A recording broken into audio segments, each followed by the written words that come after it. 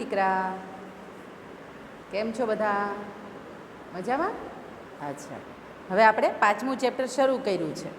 એમાં પહેલું એક આપણે જોયું આગળ ભૂમિ સ્વરૂપો જોયા. પછી હવે આપણે જોઈએ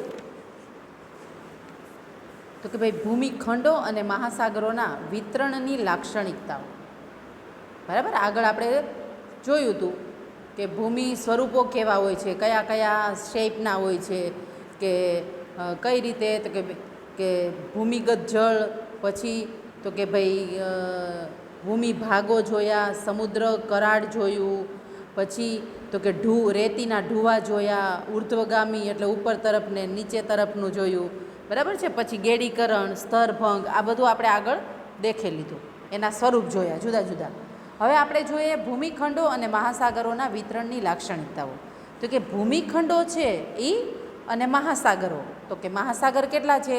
તો કે આપણે 4 મહાસાગર છે ને એમાંનો 4માંથી એક મહાસાગર હિન્દ મહાસાગર છે, એ આપણા ઘરના આંગણે રમે છે દક્ષિણમાં. બરાબર છે. તો એનું વિતરણ, એની લાક્ષણિકતા શું છે, અને ભૂમિખંડો જે છે એની લાક્ષણિકતા અને એ કઈ રીતે વિતરણ થયું છે. આમ તો તમે જુઓ તો 9મા ધોરણની અંદર આપણે 14મું 13મું ચેપ્ટર આવતું, એમાં ઓલી બધી પ્લેટોની બધું આવ્યું હતું, આઈ થિંક યાદ હોય તો કોઈને.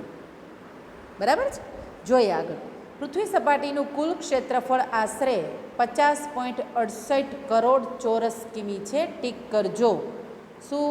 તો કે પૃથ્વીનું કુલ ક્ષેત્રફળ, કુલ પૃથ્વીનું ક્ષેત્રફળ કહું છું, એમાં ઓલ વર્લ્ડ આવી ગયું, તો કે 50.68 કરોડ ચોરસ કિમી છે.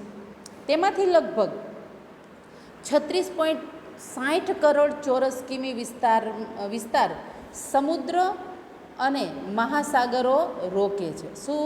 આ બધા MCQ ને બ્લેન્ક્સ છે એટલે આ ટીક કરતા જજો બચ્ચા. તો કે ભાઈ 50.68 ચોરસ કિમી એ વિસ્તાર ધરાવે છે આખી પૃથ્વી, અને એમાં તો કે તેમાંથી લગભગ 36.60 કરોડ ચોરસ કિમી વિસ્તારમાં તો સમુદ્ર અને મહાસાગરો આવેલા છે. સમુદ્રોય છે અને મહાસાગરોય આવેલા છે, અને એ જગ્યા રોકે છે. તેને જલાવરણ કહેવામાં આવે છે. 8th સ્ટાન્ડર્ડમાં આવતું હતું, 4 આવરણો આવતા હતા. આઈડિયા છે? વાતાવરણ નહીં, મૃદાવરણ, જલાવરણ, વાતાવરણ અને જીવાવરણ. 8મા ચેપ્ટરનું ફર્સ્ટ ટર્મ અને સેકન્ડ ચેપ્ટર આપણી આસપાસ શું, તો એમાંનું આ છે તો કે જલાવરણ. કારણ કે એટલા બધા વિસ્તાર, જો 36.60 કરોડ ચોરસ કિમી વિસ્તાર, એ તો ખાલી પાણી રોકે છે. લગભગ 14.08 કરોડ ચોરસ કિમી વિસ્તારમાં ભૂમિખંડો આવેલા છે. તો કે ભૂમિ વિસ્તાર કેટલા એરિયામાં આવેલો છે? તો પાણી કરતાં ભૂમિનો વિસ્તાર ઓછો છે. પાણી 36.60 હતું, તો અહીંયા 14.08 કરોડ ચોરસ કિમી વિસ્તારમાં ભૂમિખંડો આવેલા છે. પછી તો કે મહાસાગરો, સમુદ્ર અને ભૂમિખંડનું પ્રમાણ અનુક્રમે લગભગ 71% અને 29% જોઈ શકાય છે. શું? તો કે મહાસાગર આપણે પાણીનો વિસ્તાર જોઈએ તો એ પાણી 71% ભાગ રોકે છે, એમ આની ઉપરથી એમ આવે. અને ભૂમિનો તો કે ભૂમિ છે એ 29% ભાગની અંદર જમીન માર્ગ આપણે ધરાવીએ છીએ. પછી તો કે વિષુવવૃત્ત પૃથ્વીના ઉત્તર ગોળાર્ધ અને દક્ષિણ ગોળાર્ધમાં આવે ગોળાર્ધ એવા 2 સરખા ભાગ પડે છે. વિષુવવૃત્ત એટલે હું તમને કહું કે જો કે ભાઈ આ પૃથ્વીનો ગોળો છે, ફોર એક્ઝામ્પલ,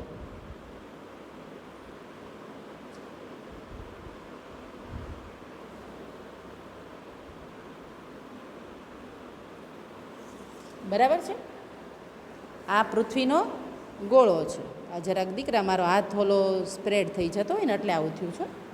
હવે એમાં તમે જુઓ તો કે પૃથ્વીના 2 સરખા ભાગ પાડનારું કોણ છે? તમારે 7th સ્ટાન્ડર્ડથી આવે છે. તો કે પૃથ્વીના 2 સરખા ભાગ તો કે વિષુવવૃત્ત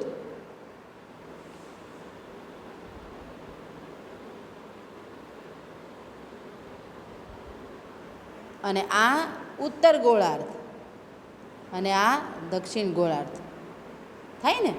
તો કે વિષુવવૃત્ત એશિયા, આફ્રિકા,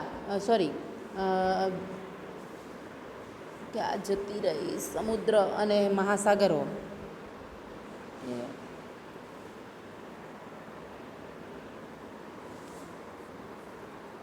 મહાસાગરો સમુદ્ર ભૂમિખંડોનું પ્રમાણ અનુક્રમે લગભગ 71% જોઈ શકાય છે.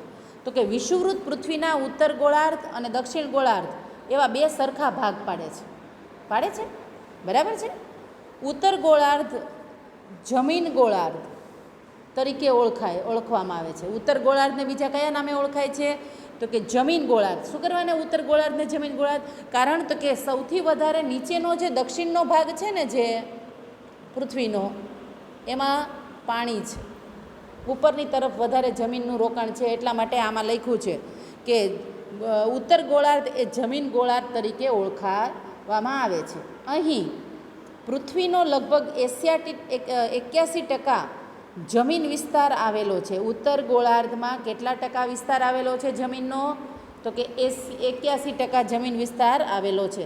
જેમાં ઉત્તર અમેરિકા, યુરોપ, એશિયા, આફ્રિકા અને દક્ષિણ અમેરિકા ખંડના કેટલાક વિસ્તારો આવેલા છે. તો કે આ જે 4 ખંડ મોટા મોટા આપણે જોયું કે ઉત્તર અમેરિકા, યુરોપ, એશિયા અને આફ્રિકા અને દક્ષિણ અમેરિકા, એ ખંડના કેટલાક વિસ્તારો ઉત્તર તરફ આવેલા છે.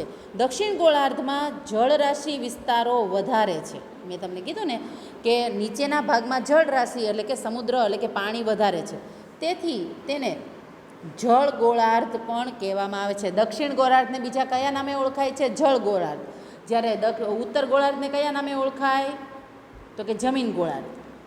જળ રાશિ અને જમીન વિસ્તારની સરખામણી કરીએ તો અહીં લગભગ 90.5% પાણી અને માત્ર 9.5% જમીન વિસ્તાર છે. ક્યાં 90.5 પાણી વિસ્તાર અને ક્યાં નીચે તમે જુઓ તો 9.5, એટલે કેટલું પાણીનો એરિયા કેટલો બધો છે વધારે? તો જમીન તો કે 9.5% જમીન છે. બરાબર છે. તો જમીન વિસ્તારો આવેલા છે. ઉત્તર ગોળાર્ધમાં 20°થી 70° સુધી અને દક્ષિણ ગોળાર્ધમાં 70°થી 80° વૃત્ત સુધી જમીનની અધિકતા જોઈ શકાય છે. જમીનની અધિકતા કયા ગોળાર્ધથી કયા ગોળાર્ધમાં છે? તો કે જમીનની અધિકતા એ શું છે? તો કે ભાઈ ઉત્તર ગોળાર્ધમાં 20°થી 70 સુધી બરાબર છે, અને દક્ષિણ ગોળાર્ધમાં 70થી ખાલી 80° વૃત્ત છે. અહીંયા જો તો 20થી 70 છે, એટલે ઉત્તરના ભાગમાં જમીનનું પ્રમાણ વધારે જોઈ શકાય છે. અક્ષાંશ વૃત્ત સુધી જમીનની અધિકતા છે. પેસિફિક, એટલાન્ટિક, હિન્દ અને આર્કટિક આ 4 મહાસાગરો છે. 4 મહાસાગરોના નામ કે મહાસાગરોના નામ જણાવો, અને એમે કે પૃથ્વી ઉપર કેટલા મહાસાગરો છે? તો કે 4 નામ જણાવો. તો કે પેસિફિક, એટલાન્ટિક, હિન્દ અને આર્કટિક મહાસાગર. આ 4 મહાસાગરો પૃથ્વીની સમગ્ર જળરાશિ એટલે કે પૃથ્વીનું સંપૂર્ણ પાણી, એમાં સમુદ્ર આવી ગયા, દરિયા આવી ગયા, મહાસાગરો આવી ગયા, એ બધા નદી નાળાઓ આવી ગયા. તો કે એ સમગ્ર મહાસાગરો પૃથ્વીની સમગ્ર જળરાશિના 92.7% વિસ્તાર ધરાવે છે. ઓહો, કેટલો બધો! ભૂમિખંડો અને મહાસાગરો મુખ્યત્વે ત્રિકોણાકાર છે. ભૂમિખંડો અને મહાસાગરો મુખ્યત્વે કયો શેપ ધરાવે છે? તો કે ત્રિકોણાકાર ધરાવે છે. આગળ આવશે તમારે ત્યારે હું તમને દેખાડીશ. ભૂમિખંડો અને મહાસાગરો મુખ્યત્વે ત્રિકોણાકાર શેપ જોઈ શકાય છે. મહાસાગરો પોતાના દક્ષિણ ભાગમાં, જે મહાસાગરો આવેલા છે એ પોતાના દક્ષિણ, કારણ કે દરેકનો ઉત્તર, દક્ષિણ ને પૂર્વ પશ્ચિમ હોય, એટલે જે સાગર છે એનું ઉત્તર, દક્ષિણ અને પૂર્વ પશ્ચિમની વાત છે. તો કે જે મહાસાગરો જ્યાં આવેલા છે એ મહાસાગરો પોતાના દક્ષિણ ભાગમાં પહોળા અને ઉત્તર તરફ સાંકડા બનતા જાય છે. શું કરવાને એવું છે? તો કે ઉત્તરમાં જમીનનું પ્રમાણ છે, જ્યારે દક્ષિણમાં તો કે ત્યાં પાણીનું પ્રમાણ છે, એટલે દક્ષિણ તરફ પહોળા છે. તો એ જ જરાક ઉત્તર તરફ જોઈએ તો એ આ થોડાક સાંકડા જોઈ શકાય છે. જ્યારે ભૂમિખંડો ઉત્તરમાં પહોળા છે અને દક્ષિણ તરફ સાંકડા છે. ફોર એક્ઝામ્પલ, હું તમને આપણા ભારતનું ઉદાહરણ આપું તો આપણા ભારતનો નીચેનો દક્ષિણતમ છેડો કેવો છે? સાંકડો છે. કર્ણાટક, કેરળ, આંધ્રપ્રદેશ, તમિલનાડુ એ બધા સાંકડા પ્રદેશ છે. કારણ તો કે એ દક્ષિણ તરફનો, કારણ કે ત્યાં જળ રાશિ છે. કારણ કે ભારતના દક્ષિણે ત્રણ સમુદ્ર આવેલા છે, હિન્દ, અરબ અને બંગાળાની ખાડી. તો એ ઉત્તર તરફ એનો બ્રોડનેસ જમીનની વધારે છે. જ્યારે જમીનના ઉત્તરના ભાગમાં દક્ષિણનો છેડો આવે તો ત્યાં સાંકડા જોઈ શકાય છે. પૃથ્વી ઉપર મહાસાગરો અને ભૂમિખંડો એકબીજાની સામસામે ગોઠવાયેલા છે. આગળના બાજુમાં છે ને મેપ છે, એમાં તમે જોઈ શકો છો. બરાબર છે. હું અહીંયા આવશે ને ત્યારે હું તમને દેખાડીશ. શું તો કે ભાઈ એકબીજાની સામસામે ભૂમિખંડો અને મહાસાગરો ગોઠવાયેલા છે. મહાસાગરો દક્ષિણમાં વધુ, જ્યારે ઉત્તર ગોળાર્ધમાં ઓછો ભૂમિ વિસ્તાર રોકતો જોઈ શકાય છે. બરાબર છે. હા, બરાબર ને. તો શું તો કે ભાઈ પૃથ્વી ઉપર મહાસાગરો અને ભૂમિખંડો એકબીજાની સામસામે ગોઠવાયેલા છે, જેમાં મહાસાગરો દક્ષિણમાં વધુ, જ્યારે ઉત્તર ગોળાર્ધમાં ઓછો વિસ્તાર ધરાવે છે. તો મારા બચ્ચા, આજે આપણે આટલું રાખશું. ઓકે, ચાલો બાય, ટેક કેર. અને અપલોડ કરવા મૂકી જ દઈએ.